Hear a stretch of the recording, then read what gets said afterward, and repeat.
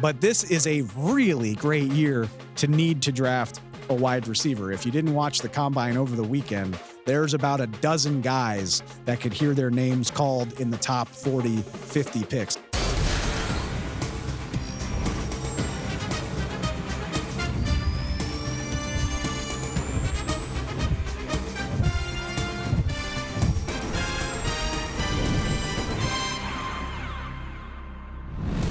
Welcome into the NFL on Fox podcast. I'm Dave Helman, and it is March. The combine is officially behind us. It already feels like the offseason is flying by, but the combine, the biggest, earliest check mark in this draft process, in this offseason process, has wrapped up in Indianapolis. So much to get to today as we move toward free agency, which is already just a week away. This is how it works. All the agents, all the executives, they get together in Indianapolis and they gossip. And then we get to react to that gossip. Can't wait for that. Oh, by the way, the actual reason for the combine, all of the best draft prospects were in Indy, working out, running, jumping, lifting, all that fun stuff. We've actually got a fantastic guest to cover it all. Our own Rob Rang was on hand in Indy, and we are going to talk to him about who impressed, who jumped up on the radar, who made themselves some money, who are the names that you need to know. Cannot wait to talk to Rob about all things draft coming up in a little bit. If you're new to the show, welcome. We're with you all off season. You're going to want to stay tuned. Please go give us a follow on all of your socials at NFL on Fox Pod on whatever app you prefer. If you're not subscribed, I'm going to keep asking you to subscribe. Spotify, Apple Podcasts, wherever you get your podcasts. If you're more of a YouTube person, if you prefer to look at my mug while you're getting your NFL news, I appreciate it. Go subscribe to the YouTube channel. We're with you all off season. Please. Like I said, I'm going to keep reminding you until they tell me to stop. All right. We're going to get into all of that. It was a busy week in Indianapolis. So much rumor, so much gossip, so much speculation. But let's start the news segment of the show with an ending rather than the beginning of the league year that comes next week. Long-awaited news, but still very important news coming out of Philadelphia. Maybe you've heard. Longtime, legendary, all-pro center Jason Kelce announced, well, you know what? I'll let Jason do it for me. Go ahead. So this all brings us here to today, where I announce that I am retiring.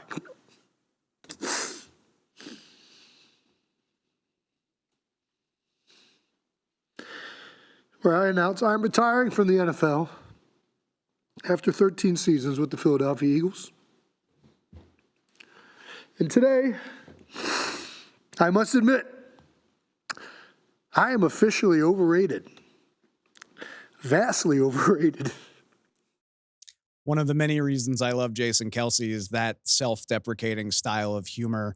But I got to earnestly disagree with my guy, Jason Kelce. You are absolutely not overrated, sir. Jason Kelce retires a 6-time All-Pro, one of the greatest ever Philadelphia Eagles. And looking back on it, drafted 191 overall, a former walk-on out of the University of Cincinnati. 191 overall. He wins the starting center job in his rookie training camp and quite literally never gives it back. He played more than 200 games for the Philadelphia Eagles, started every single one of them. And if the on-field accolades weren't enough, because let's just get it out of the way now, 5 years from now, when he's eligible, Jason Kelce will go into the Hall of Fame as one of the greatest centers to ever do it. Also, one of the greatest 6th-round picks of all time. He's keeping company with basically Tom Brady in terms of greatest accolades by a 6th-round pick. Throw Terrell Davis in there as well. On-field accomplishments galore. But on top of that, and what we've learned about Jason Kelce even more here over these last few years is the character and the personality to go along with it. I don't mean to be glib when I say this. Jason Kelce has been everywhere these last 2 years. I think football heads, nerds like us have known who Jason Kelce is for a long time, but he has seen his profile blow up to the general public because of his podcast, New Heights, with his brother, Travis Kelce. If that wasn't enough, if having 2-star football players, 2 all-pro brothers doing a podcast together wasn't enough. Their profile took on a higher status when they played in a Super Bowl against each other. And just in case we thought that wasn't enough, his brother Travis started dating Taylor Swift and opened the both of them up to a level of fame that you just don't typically associate with football players. You certainly don't associate it with offensive linemen. And yet, through all of that, he has remained as, like we just saw, as self-deprecating, as humble, as witty, as charming as he ever was. And I can only speak for myself, but I assume I'm speaking for a lot of people. I haven't grown tired of hearing Jason Kelce, of listening to Jason Kelce, getting his insights of the game, on life, on growing a family, and balancing all of those things with your career. I can't get enough of the guy, which is a hard feat to pull off when you are thrust into that much notoriety that quickly. We've heard idiots complaining for months about too much Taylor Swift. I haven't heard anybody complain about too much Jason Kelce. The guy's just kind of got it all. And oh, by the way, did I mention an absolutely incredible career? 6-time All-Pro, 7-time Pro Bowler, gave rise to the idea that, yeah, maybe an undersized athletic center can be incredibly good at his job. He was kicking ass for years before the brotherly shove ever became a thing. He was one of the faces of this franchise, again, as a center, which is a hard thing to pull off. He was one of the leaders on the Eagles' only Super Bowl championship team back in 2017. The speech he gave after that win against New England is going to go down in Philadelphia legend. That not that he needs anybody to buy him a drink with the money that he's earned, but he'll never need to pay for one in the city of Philadelphia ever again. Just an incredible career, did it his way, and I assume not going anywhere. The podcast seems like it's doing just fine. Seems like the Kelces are, pardon the pun, taking their status to new heights every single time I check in. And I'm guessing Jason Kelce's going to have his share of options for what he wants to do post-football, should he want to get into a career in media, whether it's studio analysis, in-game analysis, play-by-play, whatever he wants to do, the offers are going to be stacked 2 feet high when he gets done with this farewell tour. So Jason Kelce, a job well done, an amazing career. Congrats. Looking forward to seeing you in Canton. Looking forward to seeing what you do next. Kudos. For starters, a bit more long-awaited but very important news. The Denver Broncos announced that they have informed quarterback Russell Wilson that they will cut him next week when the new league year begins. Kind of felt inevitable. Head coach Sean Payton did try to walk it back around the Super Bowl and say, hey, maybe we'll revisit this. But when you remember how it ended with the reports that the Broncos had already threatened to cut Russ if he wouldn't rework his contract, the bad blood felt there. This felt inevitable, and now it is official. The Denver Broncos will cut Russell Wilson just 2 years after swinging an enormous trade with the Seattle Seahawks to acquire him, and then immediately signing him to a massive $240 million extension. Keep this in mind. Russ had 2 years remaining on his Seattle deal when he got to Denver. So technically, this year was the first of that extension. And he is being cut really before even getting into the new years on that deal. He will cost $85 million against the Broncos salary cap. That is more than the next 2 biggest cap hits in NFL history. That would be Matt Ryan and Aaron Rodgers combined. Just a staggering amount of money for the Broncos to pay for someone to not quarterback them. But you bring in Sean Payton, the influence that he wields, the money that Denver has, not cap space, but actual money because of how lucrative their ownership is. If this is how they feel is the best way to move forward, no point in continuing to pay for the sins of past regimes in the here and now. And now the Broncos turn to once again trying to find a quarterback in this dark period post Peyton Manning where they just haven't been able to figure the position out.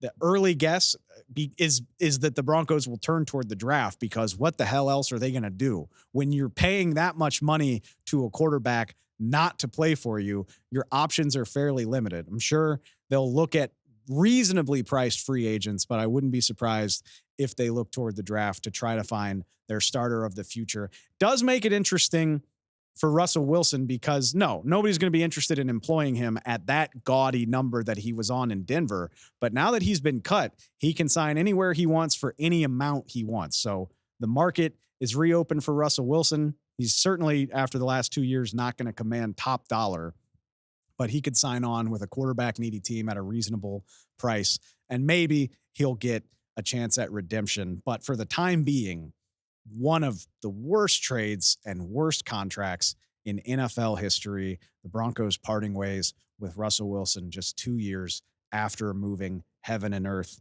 to get him. That contract is over. There's a new contract in Tampa Bay. The last big bit of news coming out of Monday is that Mike Evans is officially off the market. He signs a 2-year, $52 million deal with $35 million of it guaranteed to remain in Tampa Bay. I am not surprised by the outcome. Mike Evans is a lifelong Buccaneer, former first-round pick back in 2014. Legendary career. He's already one of the best Buccaneers of all time. And I don't know him personally, but he seems like the type of guy who would want to play his entire career in the same city. So none of that is surprising. It is surprising that he took himself off the market 1 week before the start of free agency. $52 million is a lot of Chiba. Like that's good money. Don't get me wrong. But when you look around at the amount of teams that need receiver help and the lack of star receivers available, we'll get to that in a bit. I think Mike Evans absolutely could have gotten more money on the open market if making money was his number one priority. I think his willingness to come back a week ahead of time signifies that there's more to this for him than simply getting top dollar. We can get to what this means for the Buccaneers in a minute, because that's interesting too. But like I said, the big takeaway here is what this means for a rapidly diminishing wide receiver market here in free agency, because with the news that Mike Evans has signed, 3 of the most productive options in this veteran market are off the table. Cincinnati has already tagged T. Higgins. He is a franchise tag player. He's not going anywhere. The Indianapolis Colts haven't officially tagged Michael Pittman, at least not at the time that I'm recording this, but they have already made it clear they will franchise tag him if they can't agree to a long-term deal. So those 2 are off the market. And now Mike Evans. Those are the 3 top-tier guys, the true number ones, at least the majority of them, now off the market. If you're keeping track at home, that leaves Jacksonville's Calvin Ridley and Arizona's Hollywood Brown as the best of the rest when you're looking at truly wide receiver 1 caliber wideouts. After those 2, can I interest you in a 31-year-old Odell Beckham Jr.? Or you want a recently released Marquez Valdez-Scantling? That's what you're looking at beyond Calvin Ridley and Hollywood Brown. So I'm interested to see what this does to the market. Will that drive the price up on the likes of a Calvin Ridley? Or will NFL teams, now seeing that a lot of their best options in the market are gone, pivot toward the draft? Because, spoiler alert, we'll talk about this with Rob Rang in a minute, but this is a really great year to need to draft a wide receiver. If you didn't watch the combine over the weekend, there's about a dozen guys that could hear their names called in the top 40, 50 picks. I could see as many as 6 to 8 first round wide receivers drafted here the last weekend in April. It's a hell of a rookie class. And I wonder, would you rather overspend or get into a bidding war for the last available top receivers in free agency, or do you prioritize the draft? Do we even maybe see teams trading up to try to get a shot at that caliber of receiver? I think it's going to be very interesting to watch. But what we need to know right now, for the time being, Mike Evans off the table. That does it for the concrete news, but this is a perfect segue into the rumor mongering, I guess you'll say, that comes out of the NFL Combine every year.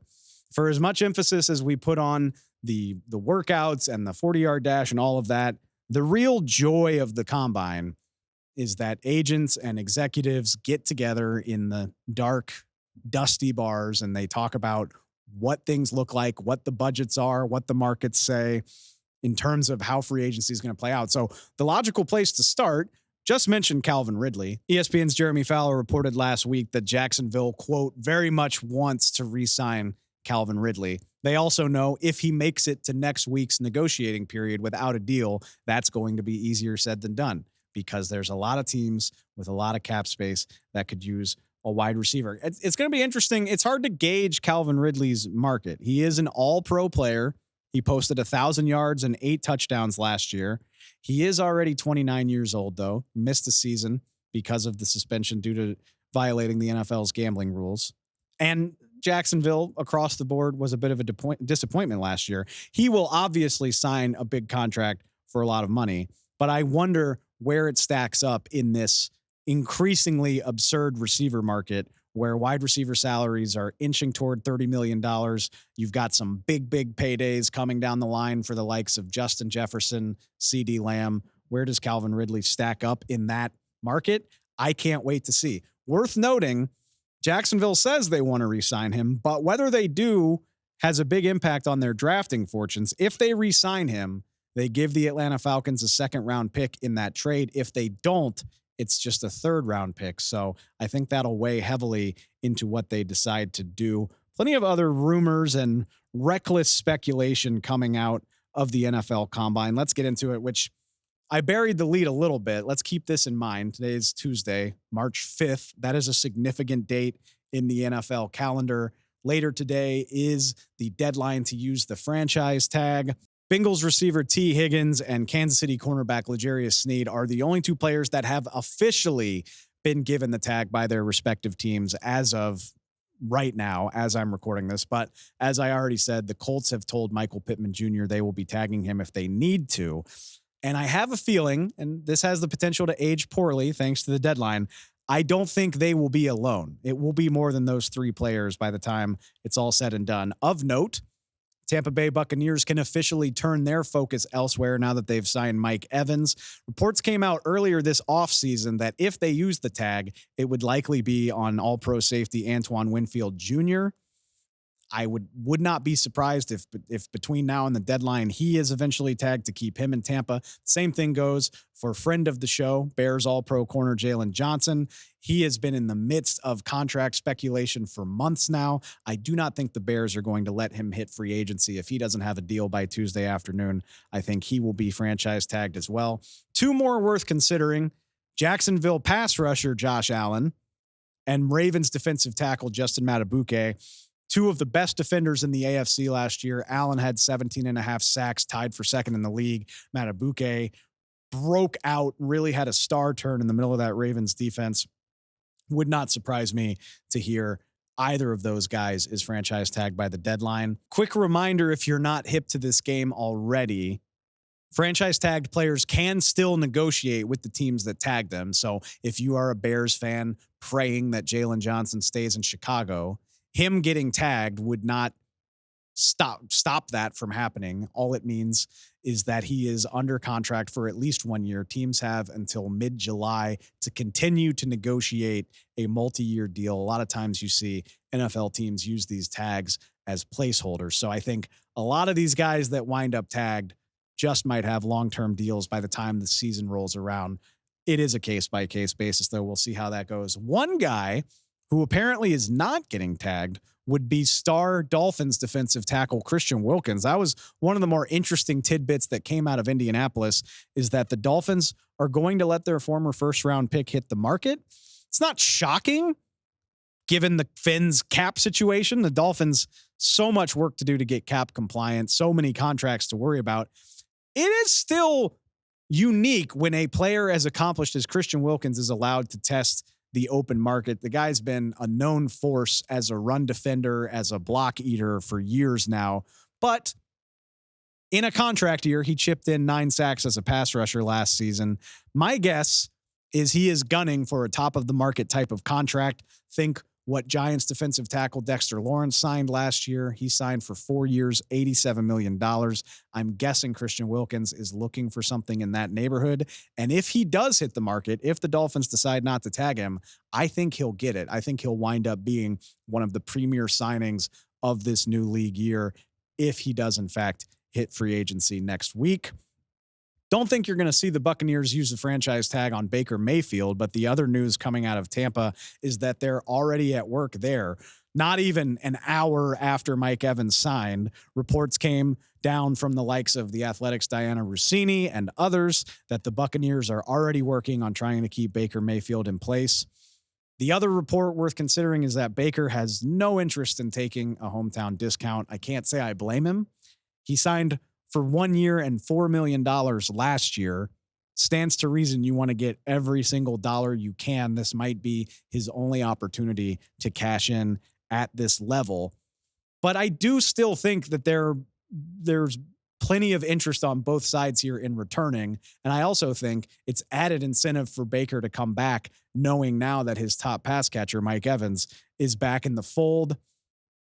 But going back to the Mike Evans thing, you are 1 week away from a bidding war, from having multiple teams trying to secure your service and driving the price up to make you as financially well off as possible. It would be impressive if the Buccaneers got 2 of the marquee free agents in this year's class under contract before the start of free agency. I don't know if it's going to happen, but it would be a hell of a feather in the cap for Bucs general manager Jason Light to get those guys off the market a week ahead of time. This feels like a good spot for some Dallas Cowboys news. They haven't given us much to talk about recently, but word comes down Saturday that perennial All-Pro left tackle Tyron Smith will hit free agency next week and is unlikely to return to Dallas.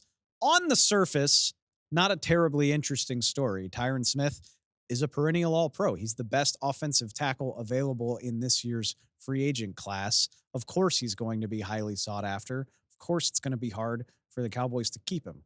But what makes it interesting is what happened a day before this report. Cowboys owner, general manager Jerry Jones speaks at the NFL Combine every year. And on Friday, he acknowledged the team had a meeting in place with Tyron Smith's representatives and that they would get in a room and come to an agreement on a deal that worked well for both sides. As recently as Friday, it felt like there was optimism that a deal would be done for Tyron Smith to return to the Cowboys.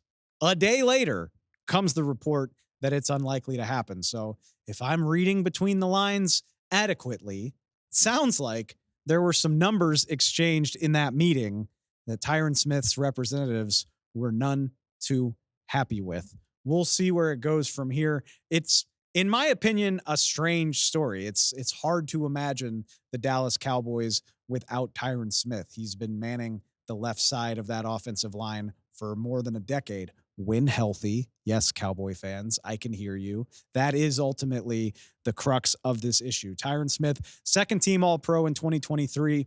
For my money, still one of the best 2 or 3 left tackles in football when he's healthy, but that has not been something the Cowboys could bank on for quite some time. He's missed at least 1 game every year since 2015. He's missed 40% of his games over the last 3 seasons, well into his 30s now. I understand if the Cowboys have some concerns about the size of the contract that he would sign. How many games are you going to get him for? How much will he be available? It's all worth considering.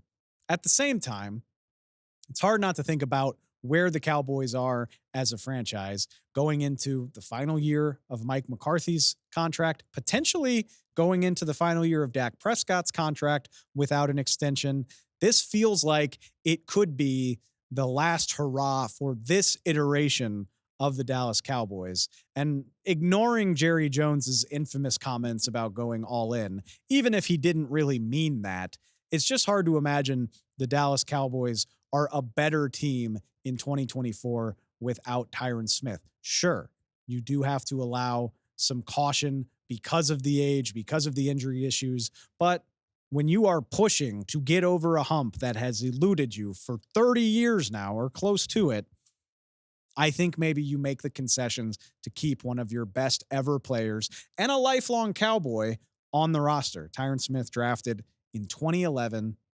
Like I said, he's been earning all pros at the left tackle spot since 2014, signed an 8-year deal that season that nobody thought he would ever see the end of. Surely he'll either be cut or he'll demand a pay raise before then. Never happened. Through all the ups, all the downs, played on the same contract, was a relative bargain for the Dallas Cowboys for most of his career, and even took a pay cut last year when the injuries started to pile up. Feels like the end of an era. If I'm waxing poetic about it, I'm sorry. I did happen to cover most of the guy's career. I think it's a very sour note to end on if this is the end for Tyron Smith. On the bright side, I think he will have a robust market, and maybe that is the Cowboys' problem, is not wanting to get into a bidding war for what will be the best tackle on the free agent market. There are going to be plenty of teams with plenty of cap space that could use him. Maybe the New York Jets would like to defend Aaron Rodgers' blindside with an all-pro. Maybe the Kansas City Chiefs would be interested in trying to get Tyron Smith on for a run at a ring. I think there will be a lot of teams interested. Maybe this is the way of maybe this is the Cowboys' way of getting out in front of it.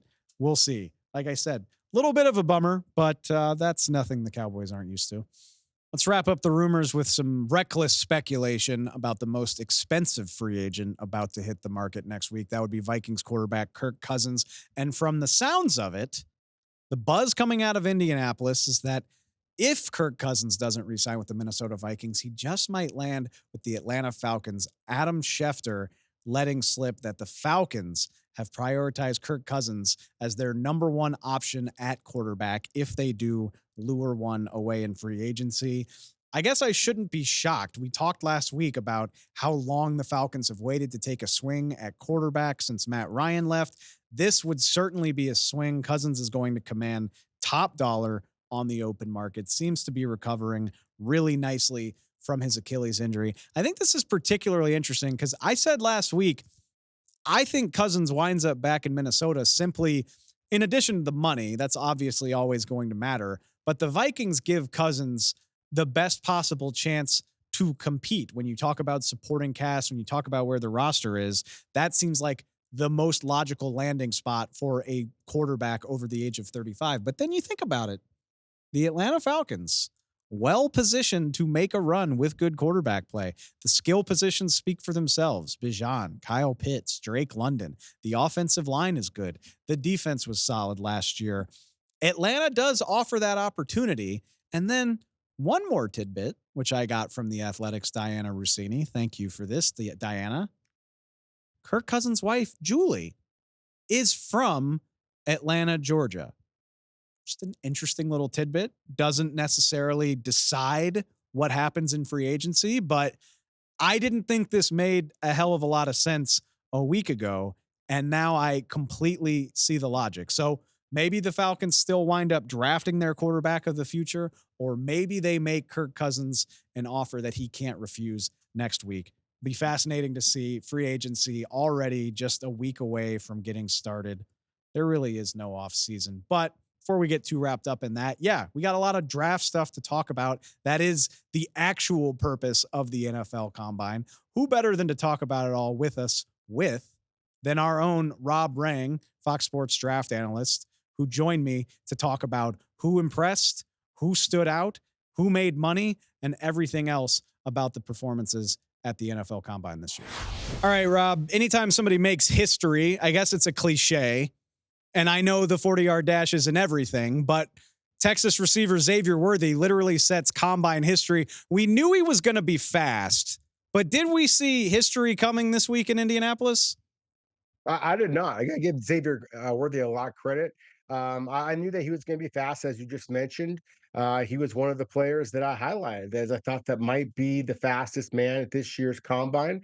I'm proud of the fact that I did mention him. I mentioned Nate Wiggins, who was the fastest defensive player as well. But still, I was not expecting a time at 4.21 seconds, set a new NFL record. There were 20 players who tested at 4.39 or faster this year. So it truly was a year that lived up to all of the hype of Indianapolis hosting the NFL Combine. It really, especially, and I mean, of course, there were so many amazing results. Quinyon Mitchell, the Toledo corner, stands out as well as a guy that just ran a blistering time. But sticking with the receivers, and I want to talk about a few because this class is just absurd.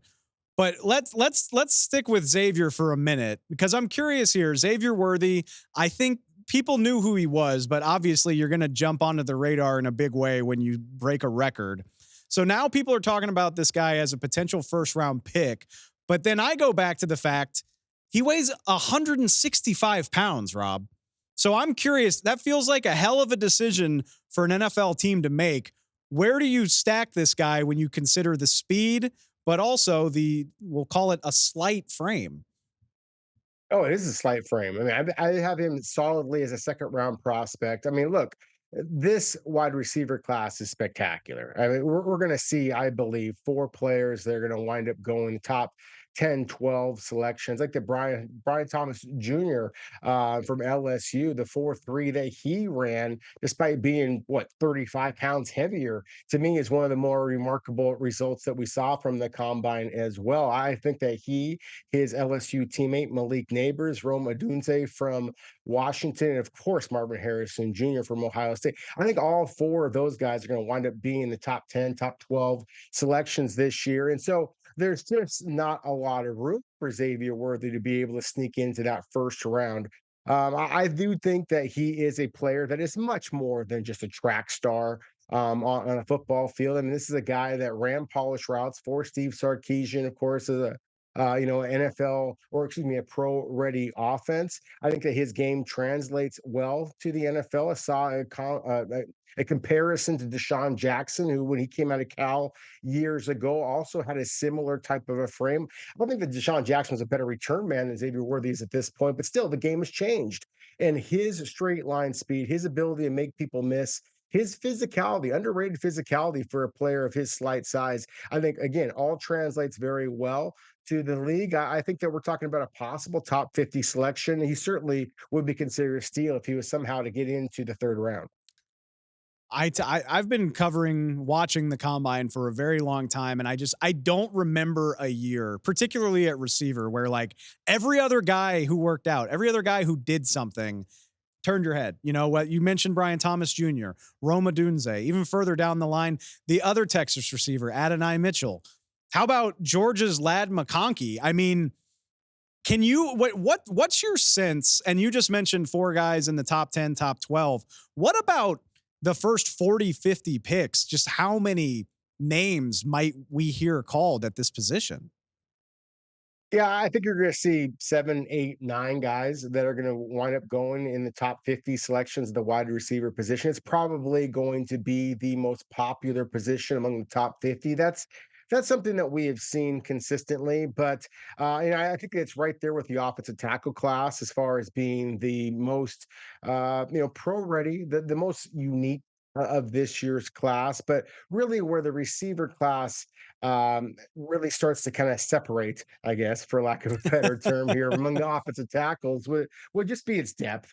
To your point there, I mean, it really does get stronger as the draft goes on. That's one of the reasons why I hesitate to push these wide receivers up the board too much, just because the fact that the depth is so good. You may want to go with a more difficult to draft position, like a quarterback, like an offensive tackle, and then wind up coming back in the third, fourth rounds and still be able to get a quality wide receiver. One last one on the receivers. And you mentioned Marvin Harrison Jr. I'm so curious about this. And look, I'm never going to criticize the guy for how he handles this. His resume is impeccable. I'm not worried about what he's doing or not doing, but I am curious from a team's perspective. Like, you hear so much about teams falling in love with guys over the course of this process, and you see receivers working out and turning heads at the combine. You heard so many people gushing about what Roma Dunze was doing on and off the field in Indianapolis. I know how this works, and like, recency bias can be a thing. Do you think it's possible that anybody overtakes Marvin Harrison Jr. over the course of this month and next month? I think it's possible. I just don't think it's very likely. Having watched all of Marvin Harrison's few drops over his entire time at Ohio State, I see a guy that is just so polished, has such incredible straight line speed, ball skills, body control. He really does just about everything that you're looking for. And then, of course, the NFL bloodlines as well just kind of speak to his pro readiness and just the pure athleticism. And let's be real. I mean, Marvin Harrison Sr., the Hall of Famer for the Colts, was an unbelievable player who ran in the high 4.2s to low 4.3s, depending on whose clock that you were watching all those years ago. I think that Marvin Harrison Jr., his much taller son, might actually, be even faster. And so, again, we're talking about exceptional talent, maybe even the best prospect in this draft class. If you just were to throw out the positional value that is the quarterback position. I think what's all said and done, you're going to see a guy like a Roma Dunze from Washington, Malik Neighbors from LSU, who I believe are absolute top 10 locks. I think that they're going to push Marvin Harrison Jr., but I still believe that he is going to wind up being the very first wide receiver selected this year of one of the great wide receiver classes that we've ever seen. All right, you mentioned offensive line, specifically offensive tackle. Let's get into it because that was another position Sunday. It just felt like super freak after super freak working out on the field at Lucas Oil Stadium. And I'm curious about something you just said, which I hear you. There's so many great receivers. Maybe you don't want to push guys too far up the board because you can find talent elsewhere. But we know how hard it is to find good offensive line play in the NFL. We know how rare these guys are. So with all of these options at offensive tackle, what do you see that looking like? Like, is it possible we see some kind of crazy run on offensive tackle where 5 or 6 of these guys go in the top 15 or 20 picks? Not only possible, that's exactly what I'm betting on. I've been doing this now for 25 years, essentially being paid to cover the NFL draft here for since year 2000. I remember going back to the Senior Bowl in 2000, watching LaDainian Tomlinson and Carson Palmer and Steve Hutchinson. And I'm telling you that this is one of the elite offensive tackle classes that I've ever come across. I fully expect there to be 5 offensive tackles come off the board within the first 20 picks. That doesn't happen. And so this again is just an extraordinary class. I mean, you mentioned it. We just saw freak after freak kind of out there for those people who were watching on Sunday, the NFL scouting combine. I mean, it truly is unbelievable. Joe Alt from Notre Dame is my top rated prospect at that position. JC Latham from Alabama would be next.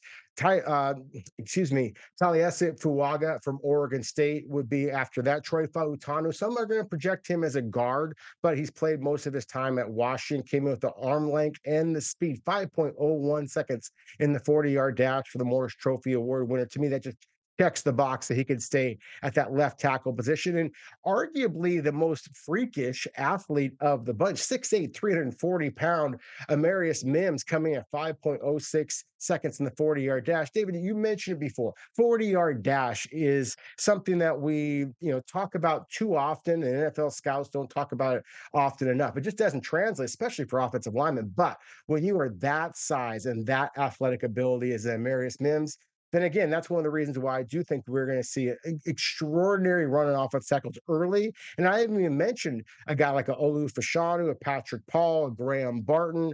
I think that we could wind up seeing 7 or 8 offensive tackles come off the board in the first round, challenging wide receiver to be the most popular positional group of this year's draft class. And again, that just doesn't happen in modern football. Though NFL teams are certainly hoping it happens more often. I'm going to say it's a cliche in draft talk of bad year to need an offensive tackle. There just aren't very many of these guys. Well, maybe this is the year that's not the case. And if I can do some basic math, I blew my own mind thinking about this earlier.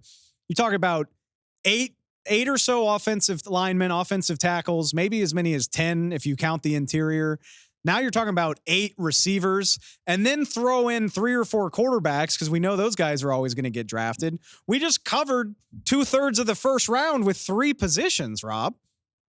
We absolutely have. I think it's a fascinating conversation. I'm having this talk with you here from Seattle. And I was listening to kind of local sports radio here, and the Seahawks owned number 16 overall selection in this year's draft. And of course, they just brought in Mike McDonald as their new head coach, previously the defensive coordinator of the Baltimore Ravens. And there was a real conversation.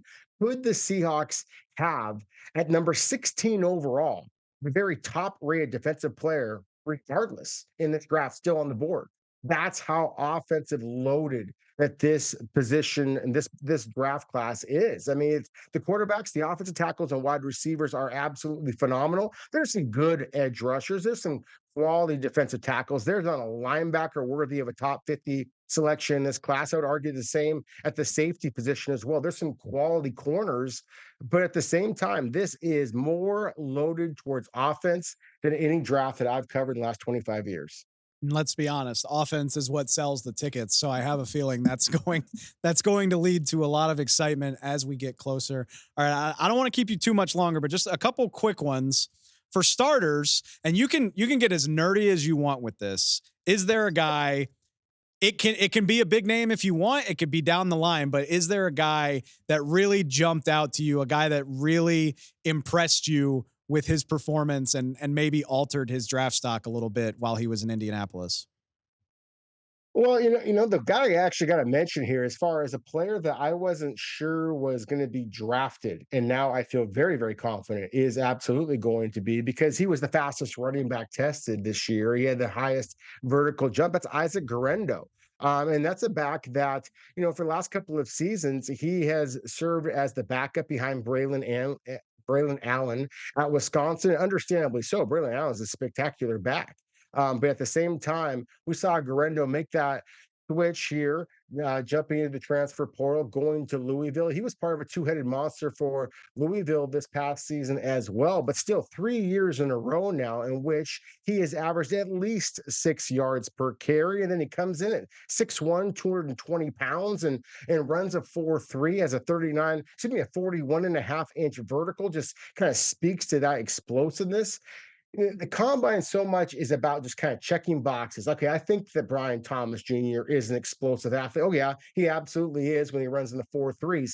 When you see a player that basically hasn't had the opportunity at the college level to put up the statistics, but then puts up the numbers in terms of data, 40-yard dash and vertical jumps, things of that nature. That's what the combine, at least the athletic testing component of it, is all about. So yeah, I got all kinds of sleepers. Brandon Dorlus from Oregon, the defensive lineman, is a player I'm very high on. Utah safety Cole Bishop, I think, may have just planted his flag as perhaps being the best safety in this draft class. But if you're talking about guys who actually truly move the needle, Isaac Guerendo, the running back from Louisville, is a guy that went from basically completely off the radar to now a consideration for a top 100 selection.